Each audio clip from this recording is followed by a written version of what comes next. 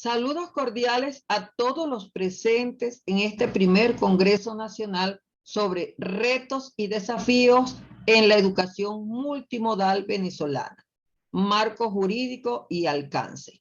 Soy la doctora Dexia Suaje, docente de esta casa de estudio y coordinadora de recursos de enseñanza y aprendizaje de la Dirección de Innovación y Tecnología de Educación a Distancia de la UNEYES.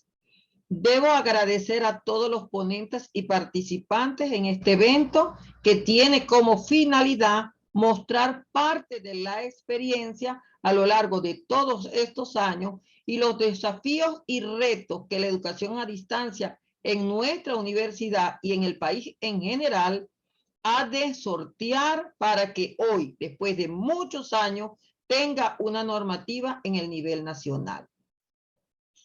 A continuación, estaré presentando la ponencia que he denominado Línea de tiempo de la educación a distancia en la UNEYES desde una visión pedagógica.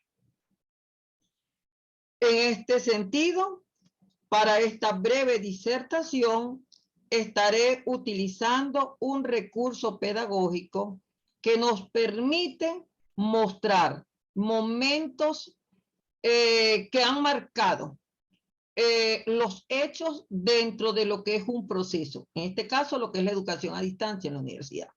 Para la autora, estos momentos se dividen en tres y nacen producto de las experiencias vividas y de una compilación de todo lo que es fuentes bibliográficas de todo lo que ha ocurrido a lo largo de estos años.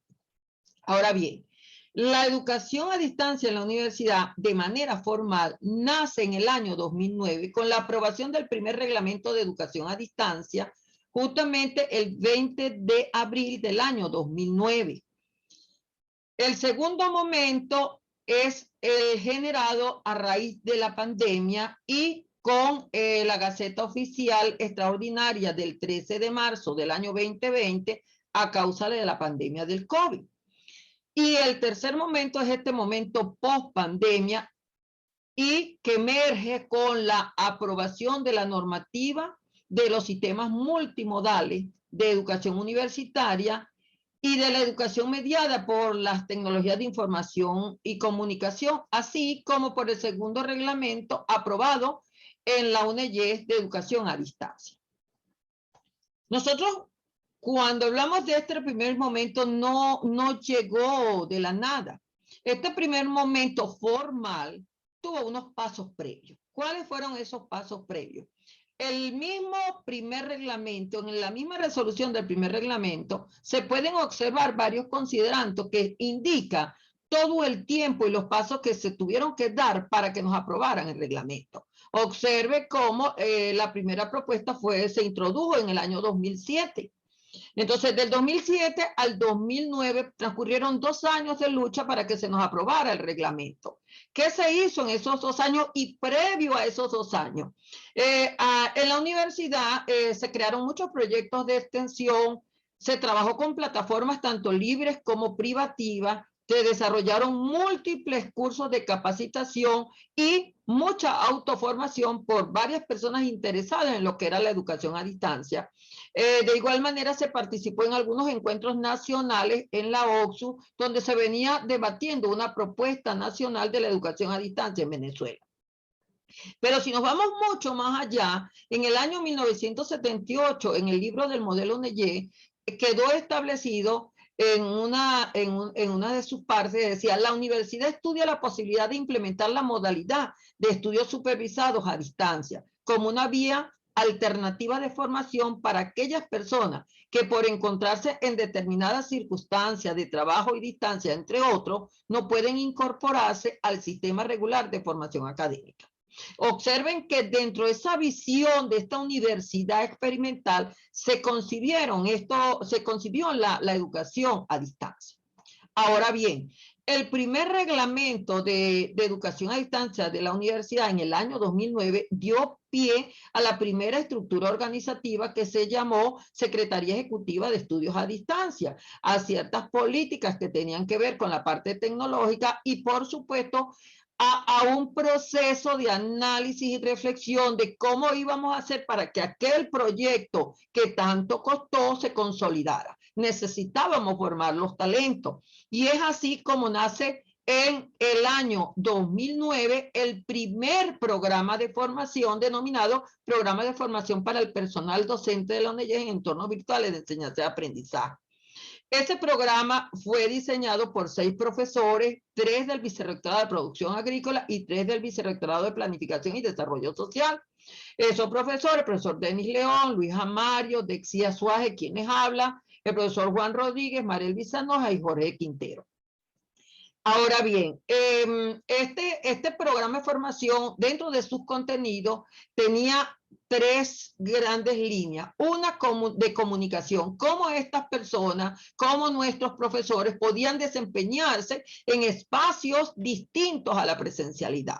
Cómo estos profesores podían convertir esos diseños curriculares enmarcados en la presencialidad a propuestas curriculares para entornos mixtos y entornos virtuales, que sería el segundo curso denominado diseño instruccional, diseño DIEVEA, diseño de entornos virtuales de aprendizaje, y el último curso que era manejar herramientas tecnológicas, que fue GBEA, gestión de entornos virtuales de aprendizaje. Ahora bien, ese programa de formación a lo largo de los años se ha convertido en una política institucional y hoy en día inclusive pues está migrando a lo que es las bases de datos de lo que hoy es Darse y se convertirá próximamente en un nuevo sistema que va a llevar todo esto.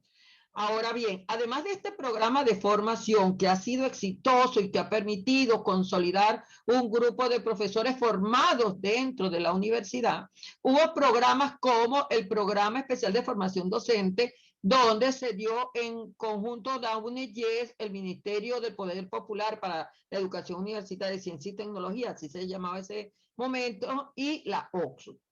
Este programa constaba de 4 cursos, un curso para entornos virtuales, un curso ético-político, un curso de pedagogía crítica y el de cultura universitaria.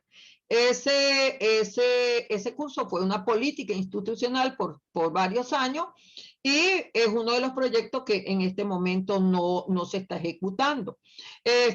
Pero más allá de estos programas orientados a los docentes, nosotros quienes veníamos trabajando con la educación a distancia, sabíamos que si nosotros no íbamos más allá de la planta docente, íbamos a tener problemas porque en el nivel nacional ya venían políticas que tenían que ver con lo que es el manejo de la tecnología para la atención de muchas necesidades de los ciudadanos. Entonces, y si se creó el programa de alfabetización, Programa Nacional de Alfabetización Tecnológica para la Virtualidad, basado en esos libros del Programa Nacional de Alfabetización Tecnológica. Se llevó a obreros, administrativos y muchos profesores que tenían total desconocimiento del empleo de la tecnología. Recuerde que estamos hablando del año 2009, estamos hoy en el año 2022. Ahora bien, ese programa también se llevó a muchas comunidades que fueron alfabetizadas.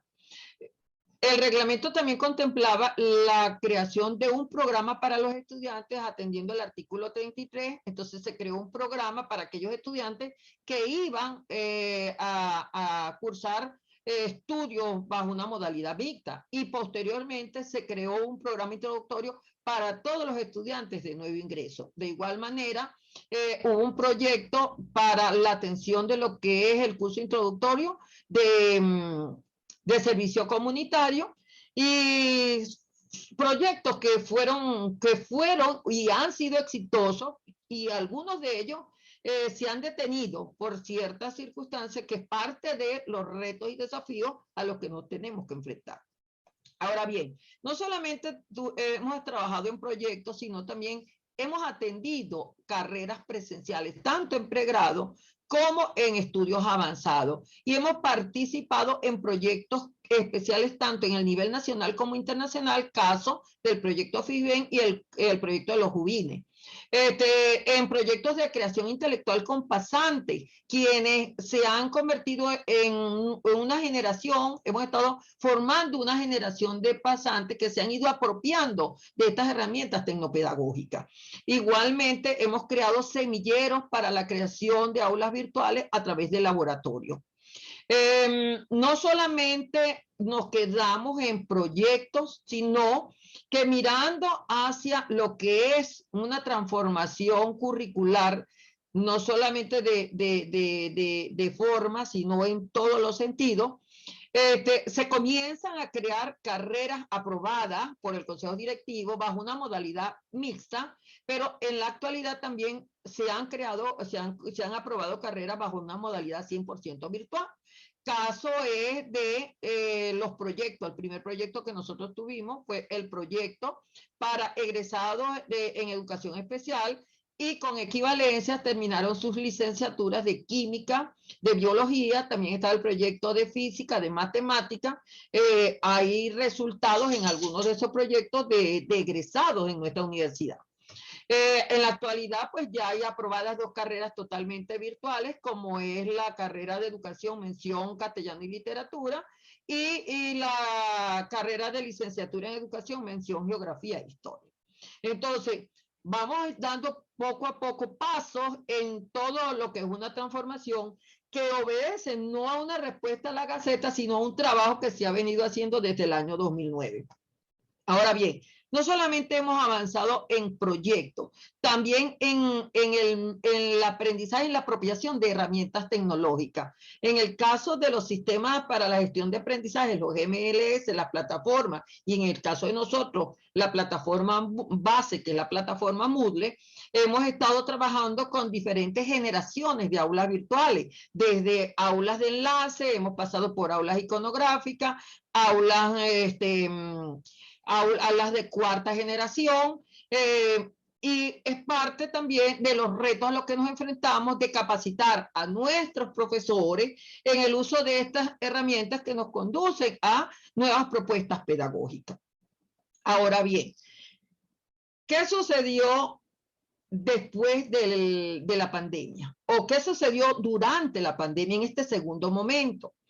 En la pandemia, cuando se crea o se da el decreto presidencial 4160, en la Gaceta 6519, por la presidencia de la República, se nos envían a todos a casa al proyecto Universidad en Casa. O sea, la presencialidad no existe en el año 2020, a partir del mes de marzo.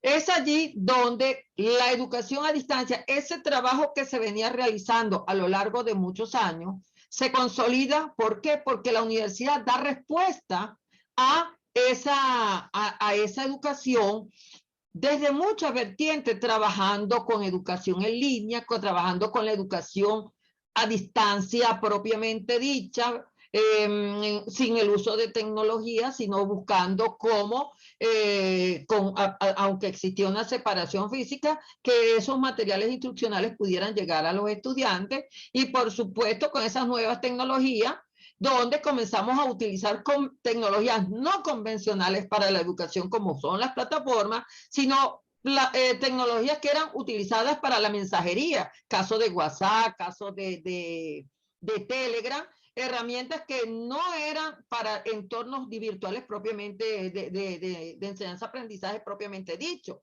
pero que los convertimos en entornos de enseñanza y aprendizaje. Ahora bien, esto no le ocurre solamente a la universidad, esto ocurre a nivel nacional y en el mundo completo, pero en Venezuela hay una respuesta a todo esto y se normaliza a través de la normativa nacional de los sistemas multimodales de educación a distancia, y de la educación mediada por tecnología de información y comunicación a través de la Gaceta Oficial del 17 de agosto del 2021. Es una manera de dar respuesta a todo lo ocurrido en la pandemia. Entonces, como consecuencia del efecto del COVID-19 y de esa situación de la universidad en casa, ese trabajo que tenía muchos años esperando una normativa desde el Estado venezolano, pues nace en el año 2021. Y igualmente es importante en esa gaceta no solamente detenerse, y parte de este congreso es empezar a poder empoderarnos de todo esto que viene a fortalecer inclusive lo que es el trabajo que se venía haciendo. En el artículo 13 también se define no solamente lo que pasó en el artículo 4, que era la definición en sí de lo que eran los sistemas multimodales, sino que en el artículo 13 se define lo que es la educación mediada por tecnología. Son términos que dejan muy claro en la Gaceta el significado de cada uno de ellos. Así que los invito, no se los voy a leer, los invito a cada uno a revisar porque esta es parte, vuelvo y repito, del objetivo del Congreso. Ahora bien, una manera de representar esta multimodalidad es justamente con esta gráfica donde me da todos los tipos de aprendizaje que puedo, a los que puedo llegar de acuerdo a la tecnología que se utilice. Desde tecnologías para lo que es el aprendizaje presencial, basados en el pizarrón, en la tiza y herramientas que vemos en el aula de clase tradicional, como herramientas para el aprendizaje distribuido, el aprendizaje colaborativo, el aprendizaje inmersivo, y por supuesto me le da paso a todas estas tendencias como son el M-Learning, el U-Learning, entre otras modalidades de enseñanza y de aprendizaje. ¿Cuáles son los retos que nos traen estos tres momentos? Primero, retos organizativos, retos que nos llevan a empezar a hacer un análisis de lo que es la cultura organizacional, el liderazgo requerido para poder trabajar con estas tecnologías, el teletrabajo y el smart working, como instrumentos o como tecnologías para trabajar en las organizaciones. Impactos en lo legal, así que habrá que hacer una revisión a los reglamentos internos de la universidad, tanto de la parte docente, estudiantil, personal administrativo. ¿Por qué? Porque podemos llevar propuestas no tradicionales basadas en la presencialidad, y pues hay que ver de qué manera se va a evolucionar en el Estado venezolano para dar respuesta a esta normativa. Por supuesto, hay desafíos tecnológicos frente a estas nuevas tendencias, como lo que es el metaverso, las nubes nativas y sobre todo lo que son los desafíos en lo tecnológico, en lo que es el aprendizaje ubicuo, las aulas virtuales inmersivas, aulas holográficas. A continuación yo les voy a mostrar unas imágenes de un trabajo que hoy en día suena porque alguien compró una de esas marcas famosas, que son los metaversos. Los metaversos no es otra cosa que traspasar del mundo 2D al mundo 3D, así como alguna vez pasamos de la web 1.0 a la web 2.0, a la 3 y así sucesivamente. Igual sucede con las aulas virtuales, requieren otra tecnología para hacer esto. Bueno, en la universidad, estas son imágenes de quien les está hablando en una de sus aulas de clase, no mía, sino como participante. Pero en la universidad, en el año 2013, y hay constancia de eso, dos pasantes construyeron el primer mundo virtual para los estudios a distancia. Ellos compraron su tierra, ellos construyeron su espacio, y de hecho se podía hacer graduaciones en línea, a distancia o virtuales, a través de avatares. Un proyecto que tiene 9 años, pero que no se consolidó porque justamente estamos en este proceso de formación, evangelización constante de lo que es la evolución y estar día a día formando a nuestros talentos en la universidad. Ahora bien, como se lo señalaba, ¿cuál es la clave de todo esto? Formación y capacitación continua y permanente. Nosotros requerimos de un proceso de transformación universitaria adaptado a la multimodalidad de la educación universitaria. Y como señala Bernardo Crespo, que no te cuente que todo es más difícil. Tenemos que aceptar es que ahora todo es diferente. Para finalizar, más allá de colocarles el perfil como profesional, es también no decirlo, sino mostrar que quienes hemos estado trabajando por la educación a distancia en la universidad y señalamos que las tecnologías evolucionan y que requerimos una capacitación continua, lo hacemos. O sea, en la universidad hay una cantidad de talentos que ha luchado día a día por consolidar la educación a distancia. Hemos consolidado grupos de investigación, hemos consolidado líneas de investigación en la universidad. Así que gracias de verdad por compartir con nosotros en este momento. Invitarlos a continuar en el Congreso y sobre todo invitarlos a seguir con la educación a distancia de la universidad.